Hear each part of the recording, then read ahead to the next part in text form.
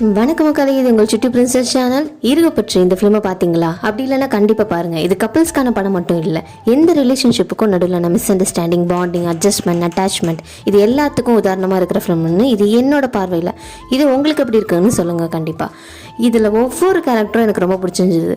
அதில் லிங்கேஷ் கேரக்டர் எனக்கு ரொம்ப ரொம்ப பிடிச்சிருந்தது. நம்ம லைஃப்பில் நம்ம நினச்சதை செய்ய முடியாமல் வாழ்க்கையோட ஓட்டத்தில் ஓட்டுறவங்க நிறைய பேர், அதுவும் ஆண்களும் பெண்களும் அதிகமாக இருக்காங்க.